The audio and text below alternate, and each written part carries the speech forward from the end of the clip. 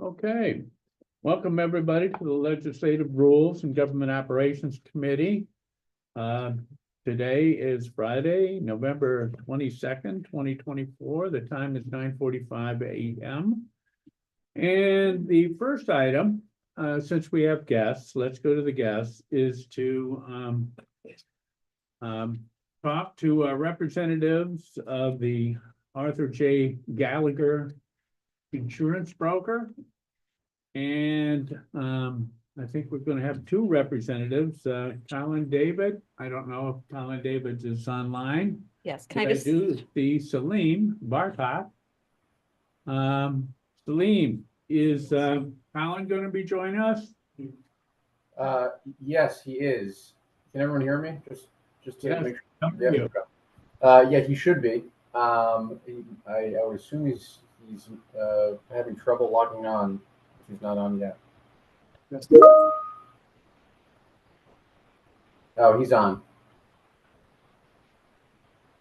All right, Colin David is on. All right, well, this deals with our casualty, property and casualty insurance, I guess, which is proposed to be $1,053,000 for 2025. Yeah, up about 14% over this year. And sorry, can I just, I'll just enter, yes. That was a very liberal number we gave you. We told the departments to budget for a 10% increase. We were able to negotiate with the help of Arthur Gallagher and Marilyn Rivers. We were able to negotiate a 3.8% increase. So we are now going to be at 997,410 for 2025, which is a very favorable renewal. And then if you have any specific questions, Colin and Salim should be able to answer them. All right, well, thank you. Colin or Salim, who would like to take it from here? The good news is it's not as bad as it once seemed. Correct. I can take it. Thank you. Thanks for having us on. First off, just kind of as a way of introduction, I think we know most, but as a refresher, my name is Salim Bartok. I'm here with Colin David. We're the county's property and casualty insurance broker with Gallagher. We've been working with Gallagher we've been working with the county for the past 5 or so years. And it's always a pleasure to work with Marilyn and Jen and Jess and Larry and the rest of the team. So thanks for having us on. What I'll do now is why don't I share my screen and then we can talk through the renewal summary.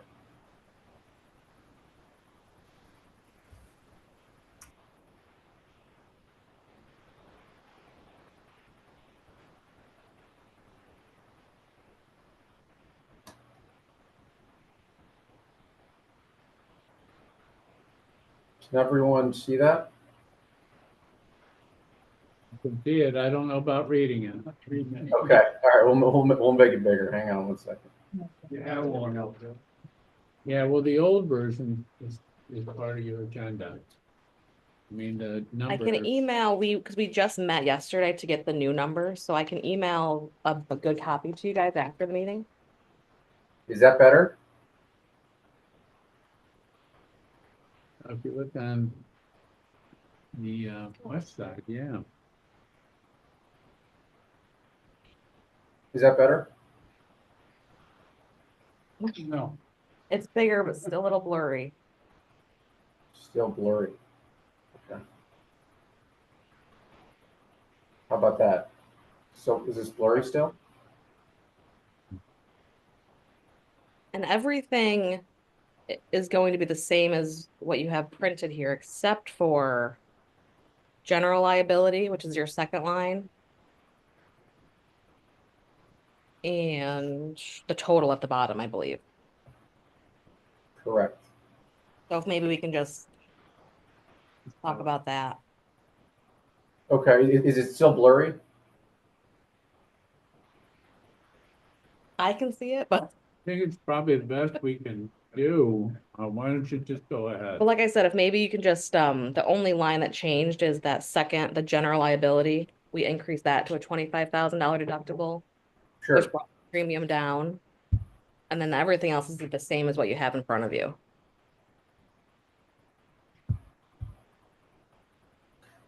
So, yeah, and thanks for that, Jess. Just as a way of background, we had a what's called a pre-renewal meeting with the county's risk management team back in around August, and at the time, the county received a notification from their incumbent carriers that they'd be experiencing about a 15% rate increase for this coming renewal. So we met with the team and kind of strategized on how to mitigate that increase and negotiate that down. And a large part of the reason that you're seeing an overall 3% increase when we were expecting and the carriers were projecting a 15% increase just a few months ago is in part because we made a couple changes and we're able to replace your cyber carrier with a more inexpensive option that provides the same coverage. But it's also in large part due to the overall risk management efforts that and culture that the county has made a priority over the past few months. So that was a huge help to us in our negotiating with your insurance companies. If we want to just go through it quickly, kind of line by line, if you find that helpful, I'll highlight the changes, which are as Jess mentioned, the two changes that you see highlighted up here in yellow are changes to your property and to your general liability deductibles. So your property deductible is currently $10,000 over here on the left, and we're recommending an increase to $25,000 over here on the right. That is, we're recommending that increase because the county has had almost no property losses, and by increasing your deductible from 10 to 25,000, you see a much better premium than you would if you keep it at 10,000. The premium change for that line of coverage, which is ultimately 14%, is not due to the county's loss history, because as I mentioned, there really haven't been any property losses, but it's really in large part due to the larger property environment. We were seeing rate increases across the board for property insurance, and that's driven by inflation, the cost of goods, cost of construction, cost of labor, all things that have increased over the past few years. So that's the reason for this increase. General liability, we're recommending or proposing an increase in that deductible from 0 to 25,000, and that was discussed with the team yesterday. And we feel that just given the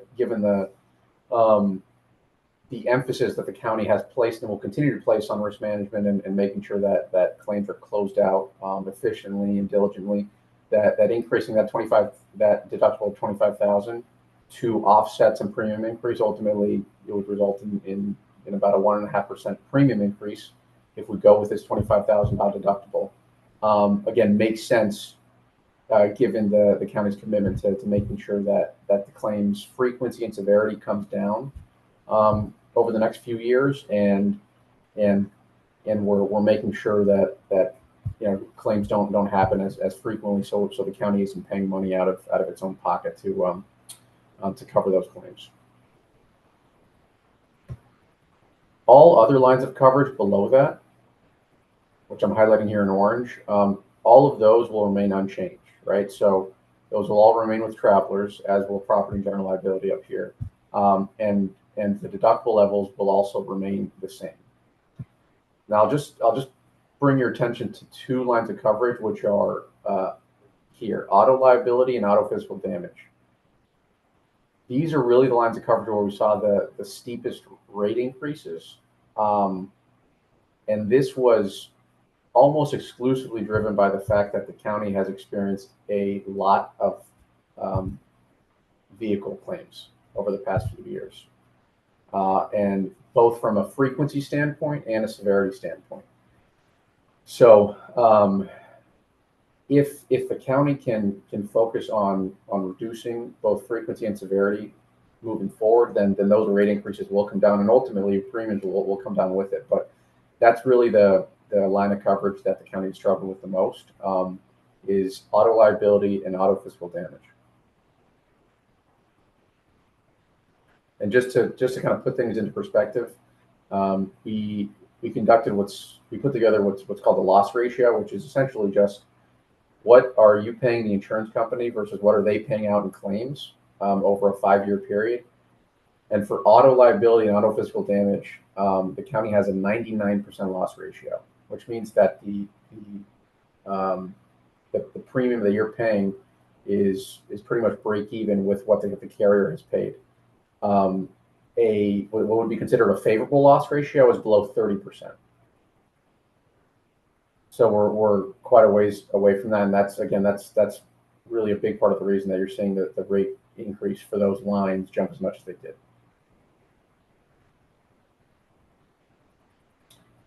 All right, questions from the committee? Mr. Chairman, I'm just curious, what can we do to for our staff to kind of minimize our auto liability? It's 2 liabilities we're just talking about. Additional training. What can we do to reduce our auto liability?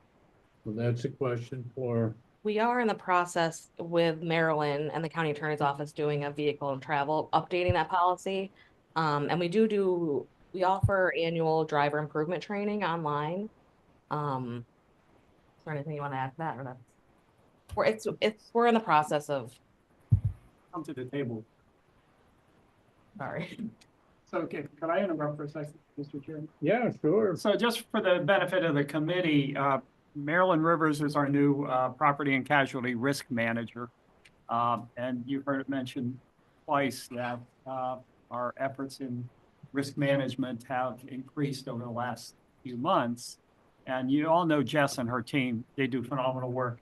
Marilyn works in the county attorney's office, and she's playing a big role.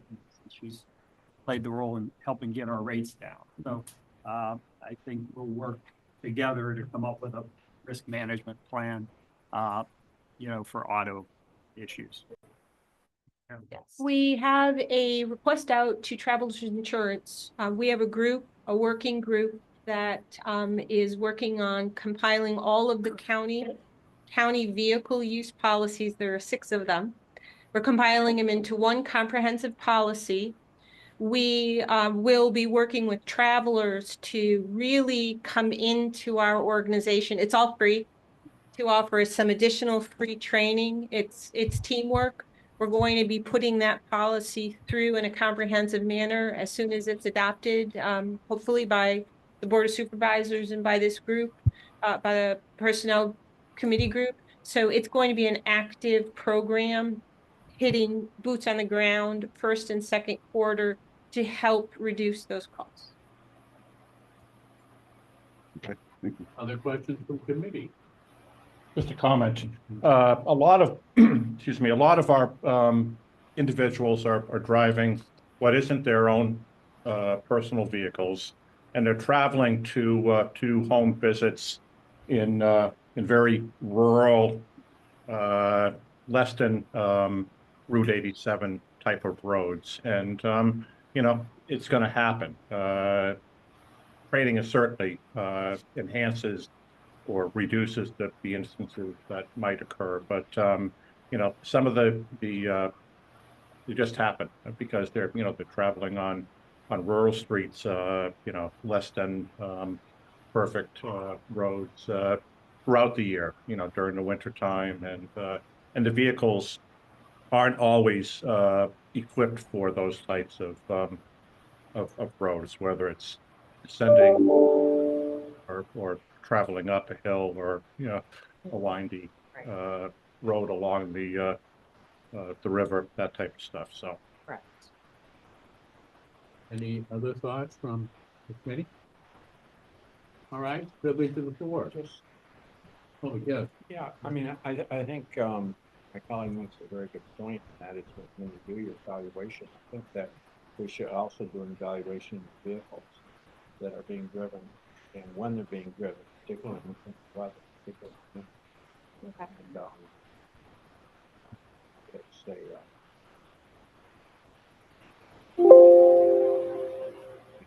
it may not be the best vehicle for weather. Right. So, Okay.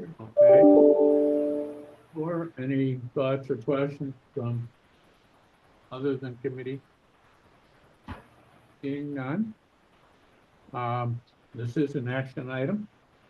And so, and the price of the total property and casualty insurance will be for 2025, $997,410. Is there a motion to approve? Motion made by Conover, seconded by Thomas. All those in favor, please signify by saying aye. Aye. Any nays? Passes. Okay, Good work. next, Great, thank you. thank you. Colin and Saline. Thank you. Thank you. All right, next, let's do the minutes.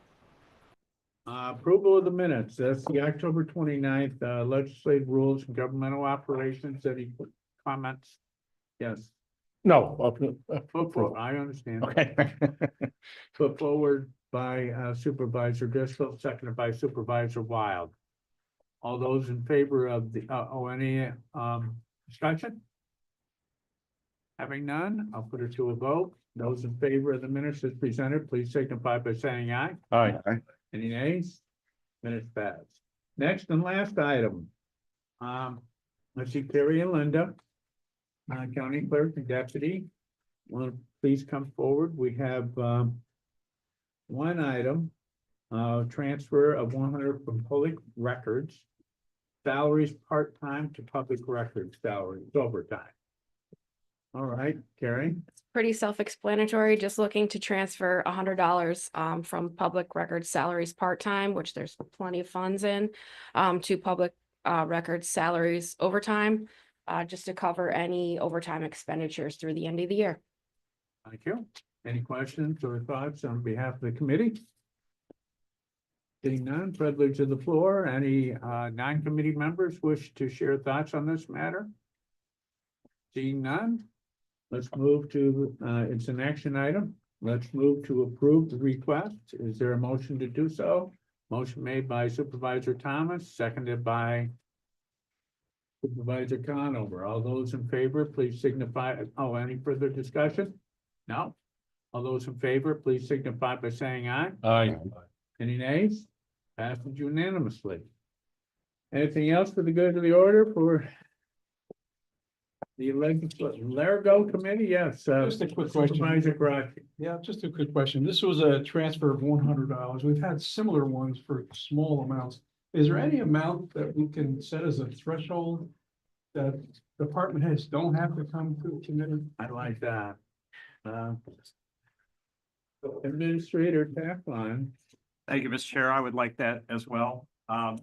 Let us take action to come back with a recommendation next committee meeting, if that's okay.